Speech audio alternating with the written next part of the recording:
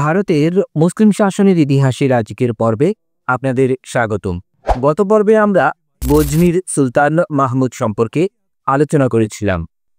আজ আমরা জানব ঘুরি সাম্রাজ্য সম্পর্কে, যার হাত ধরে উপমহাদেশে মুসলিম শাসন স্থায়ী হয়। ঘুরি সাম্রাজ্যের উৎপত্তি হয় আফগানিস্তানের মধ্যাঞ্চলের দুর্গম পাহাড়ি অঞ্চল থেকে।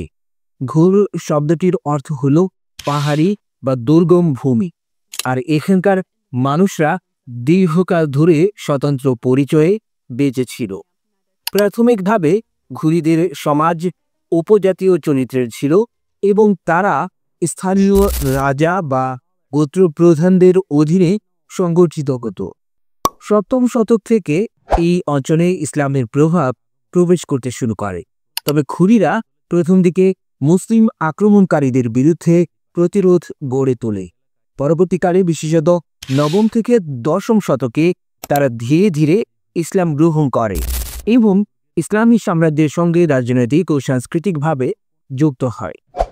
গজনভিদের শাসনামলে ঘুরিরা তাদের অধীনস্থ রাজ্য ছিল, কিন্তু গজনভিদের দুর্বলতা ও অভ্যন্তরীণ সংঘাতের সুযোগ নিয়ে ঘুরিরা শক্তিশালী হয়ে ওঠে।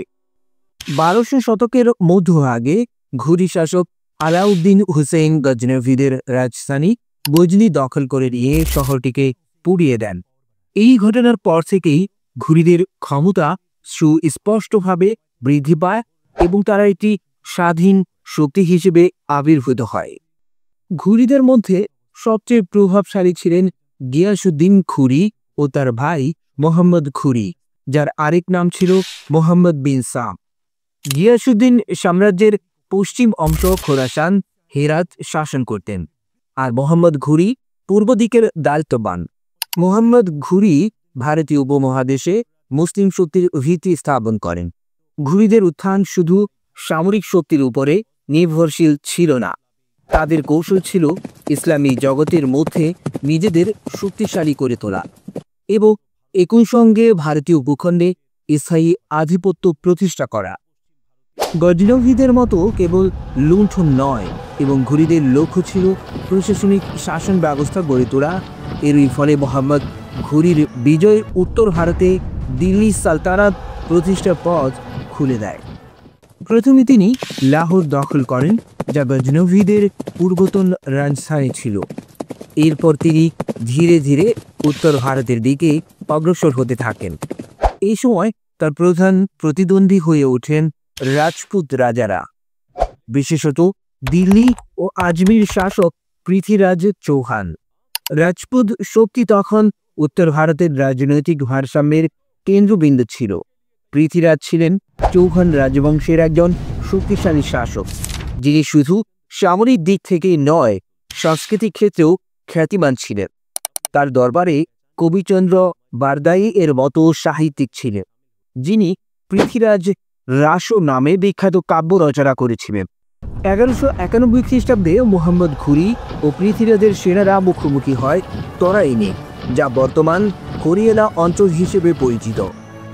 যুদ্ধে রাজপুতদের সংখ্যা প্রায় 1 লাখ থেকে 1.5 লক্ষ পর্যন্ত হতে পারে বলে অনুমান করা হয়। রাজপুতরা যুদ্ধ হাতি ব্যবহার করত, যা তৎকালীন সময়ে ভয়ঙ্কর শক্তি হিসেবে বিবেচিত হতো। এছাড়া রাজপুত অশ্বারোহী ও পদাতিক বাহিনীও ছিল। তাদের আক্রমণ ছিল ঝটিকা আক্রমণ নির্ভর, তারা খোলা মাঠে সর্বশক্তি দিয়ে ঝাঁপিয়ে পড়ত। অপরদিকে মোহাম্মদ ঘুরির বাহিনী ছিল প্রায় 50 লক্ষ সৈন্য নিয়ে। তার বাহিনীর সংখ্যায় কম হলেও ছিল শৃঙ্খলাবদ্ধ, দ্রুতগামী অশ্বারোহী এবং দক্ষ তীরন্দাজে পরিপূর্ণ। তারা মধ্য এশিয়ার স্টেপ অঞ্চল থেকে আসা তুর্কি অশ্বারোহীদের যুদ্ধ কৌশল ব্যবহার করত। তরাইনের প্রান্তরে দুই পক্ষের সেনারা মুখোমুখি হয়। প্রথম তরাইন যুদ্ধ ঘিরে বেশ কিছু কিংবদন্তি প্রচলিত আছে, যেগুলো ইতিহাসের সঙ্গে মিশে এক রহস্যময় আবহ তৈরি করেছে।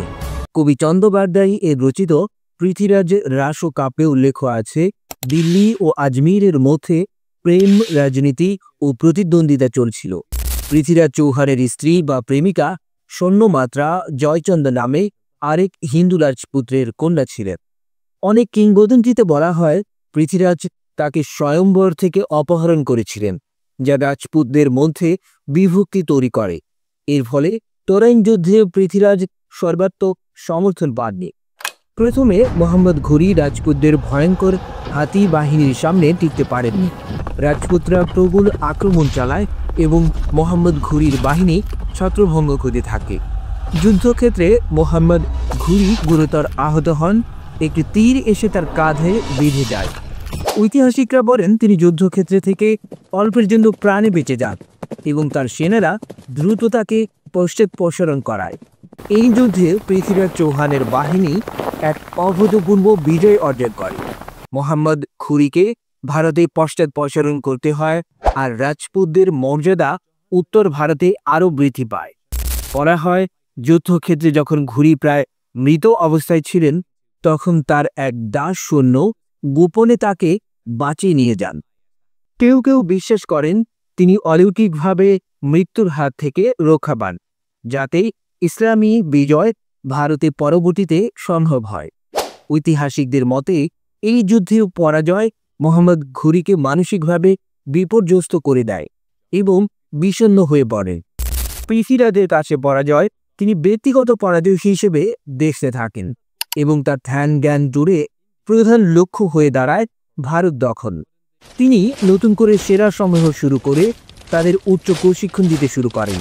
এদিকে যুদ্ধে জয়ী হলেও শান্তিতে ছিলেন না পৃথ্বীরাজ। বিখ্যাত পীর খাজা মঈনুদ্দিন চিশতির সাথে তার সংঘাত চলছিল। ফলে সবকিছু মিলিয়ে পথ খুলে যায় তরাইনের দ্বিতীয় যুদ্ধের, যা থাকছে আমাদের পরের পর্বে।